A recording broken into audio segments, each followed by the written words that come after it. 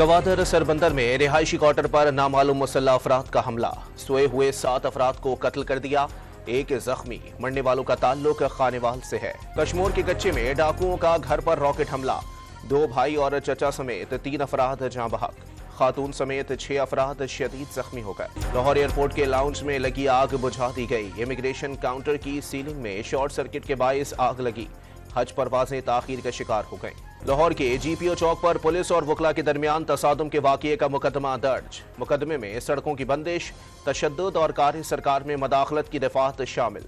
वकला का मुल्क भर में अदालती कार्रवाइयों का बायकॉट। वज़ीर आज़म की ज़ेर सदारत पार्लियामेंट हाउस में वफाकी काबीना का खुसूसी इजलास, वीडियो लिंक की सहूलत भी हासिल। 9 मई के वाक़यात पर पॉलिसी मंजूरी दिए जाने का इम्कान।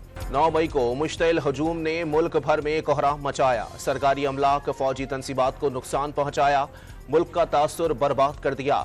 सदर आसिफ अली जरदारी का पैगाम, एक तरफ वतन पर जान कुर्बान करने वाले कौम के अजीम बेटे, दूसरी तरफ नफरत की आग में सुलगते किरदार। कौम सानह 9 मई के मुजरिमों को नहीं भूली। ये सियासत कुर्बान और रियासत पर हमला करने वाली सोचों को अलग करने वाला दिन है। वज़ीर आज़म शहबाज शरीफ का पैगाम। तहरीक इंसाफ का सानह 9 मई को 1 साल मुकम्मल होने पर आज मुल्क गिर एहतजाज का प्लान। तमाम अरकान असम्बली और टिकट होल्डर्स को रैलियां निकालने की हिदायत कर दी। बैरिस्टर गौहर ने सानह तहरीक इंसाफ के खिलाफ साजिश करार दे दिया। अमरीका ने बानी पीटीआई की गिरफ्तारी पाकिस्तान का अंदरूनी मामला करार दे दिया। बानी पीटीआई की गिरफ्तारी से मुताल्लिक मामलात पर अमरीका की कोई पोजीशन नहीं। ये वो मामलात हैं जिनका फैसला हुकूमत पाकिस्तान को करना है।